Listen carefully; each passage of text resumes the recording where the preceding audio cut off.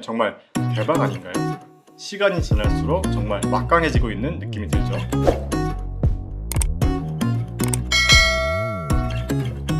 와, 주행거리가 1000km라고? 이 기사가 2021년 5월 30일자 기사인데요. 테슬라 사이버트럭의 주행거리가 1000km였었나요? 저는 한 500마일 정도로 알고 있었거든요.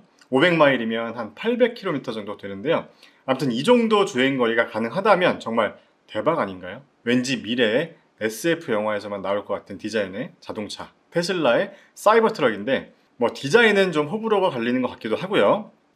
저는 테슬라 사이버트럭 하면 이 장면이 기억나는데요. 2019년 11월에 처음 사이버트럭을 공개했었잖아요. 이 사이버트럭의 외관 재질이 스페이스X의 우주선에도 사용되는 초고강도 스테인리스 스틸이라고 했었죠. 초고강도 재질이니까 권총에서 가장 많이 사용되는 9mm탄 정도는 가뿐히 막아준다 라고 방탄 성능까지 있다고 하는데 뭐 일상생활에서 이런 방탄 성능까지 필요할까요? 아무튼 일론 머스크의 사이버트럭에 대한 좀 고집이죠. 그런데요, 사이버트럭이 공개됐던 날 일론 머스크가 좀 뻘쭘했었잖아요. 강철공을 던져도 깨지지 않는다며 테슬라의 디자이너인 바로 이 아저씨가 공을 유리창에 던졌는데 바로 깨져버려서 일론 머스크가 옆 창문에 다시 던져보라고 했는데 옆 창문도 이렇게 깨져서 좀 굉장히 뻘쭘한 상황이었었죠. 그래도 일론 머스크가 크게 당황하지 않고 여유있게 웃으면서 차차 개선해 나가면 된다 라고 했던 말이 인상적이긴 했습니다. 테슬라 사이버트럭에 관심 갖고 계셨던 분들은 아시겠지만요, 제로백이 2.9초죠.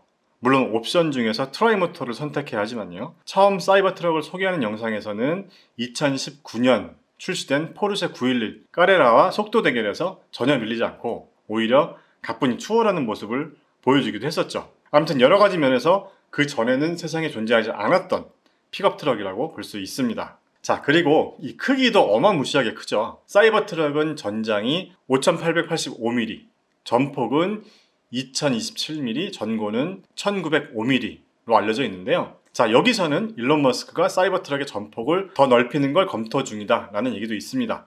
전폭이 2027mm가 아니고 2083mm까지로 늘리는 방안을 검토 중이라고 했다는데요. 현재 시중에 판매 중인 현대자동차 SUV 중에서 가장 거대하다고 하는 차량인 팰리세이드의 경우에도 전장이 4980mm 그리고 전폭이 1975mm인데요. 테슬라 사이버트럭이 얼마나 큰지 좀 가늠이 되죠. 그런데 우리나라에서는 주차할 때 좀 문제가 많이 될 것 같긴 합니다. 자, 사이버트럭은 총 3가지 트림으로 나뉘는데 가장 좋은 성능인 트라이모터와 그 다음 단계인 듀얼모터, 그리고 마지막으로 싱글모터 이렇게 나눠지고요. 각각의 가격도 트림에 따라서 9천만원, 6,800만원, 5천만원으로 다양한 가격대로 사람들이 자신의 입맛에 맞는 트림을 선택하지 않을까 싶네요. 자, 차의 성격이 좀 다르긴 하지만요, 제네시스 G80이 6천만원에서 7천만원대니까 가격적으로도 굉장히 경쟁력이 있어 보입니다. 자, 암튼 고급 트림인 트라이모터의 경우에는 주행 가능 거리가 무려 600마일 이상이라고 하고요.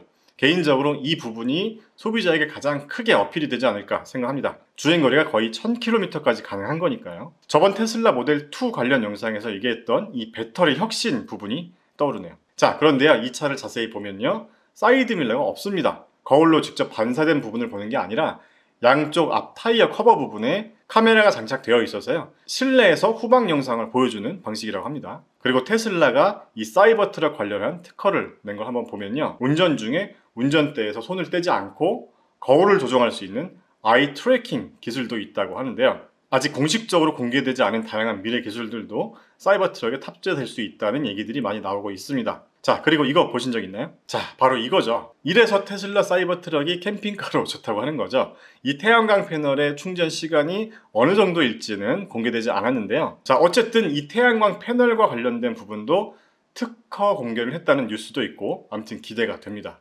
자, 캠핑 좋아하는 우리 아재들이 좋아할 것 같죠. 자, 그리고요, 수륙 양용을 하는 이 사이버트럭 영상도 인터넷에서 돌아다니고 있었죠. 물론 이 영상은 합성이긴 하지만요, 실제로 이렇게도 가능하냐라고 하니까 일론 머스크가 트윗에서 100% 부정하지는 않고 이론적으로는 가능하다라고 조금 애매한 답변을 남기기도 했었죠. 물론 테슬라 차량들이 비가 많이 와서 물이 이렇게 범람했는데도 잘 돌아다니는 영상들이 있기도 했고요. 또 이렇게 물에 빠졌는데 바로 침수되지 않고 한참 동안 떠 있다가 서서히 가라앉았던 영상들도 있긴 합니다. 뭐 아무래도 모터로 돌아가는 방식이고 구조도 더 심플한 설계가 가능하기 때문에 이렇게 될 수도 있겠죠. 자, 어쨌든 결국은 그래서 언제 출시된다는 거야 이거잖아요. 아직 공식적인 출시 발표는 없었지만 기사를 검색해보면 2021년 말에 양산에 들어갈 것이라는 의견도 있고요. 자, 지금 홈페이지에 들어가 보면요, 사전 예약이 가능하죠. 사전 예약이 벌써 100만 대가 넘었다고 합니다. 이전 영상에서도 보여드렸었던 이 모델 2 기술력도 정말 매력적이었었는데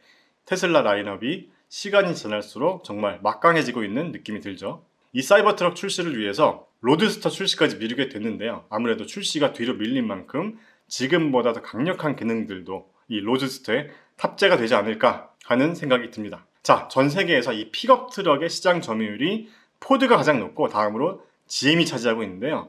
사이버트럭이 출시된다면 과연 이 점유율 그래프가 어떻게 뒤바뀔지 기대가 됩니다. 오늘 영상은 여기까지입니다. 그럼 다음 영상에서 또 만나요. 안녕.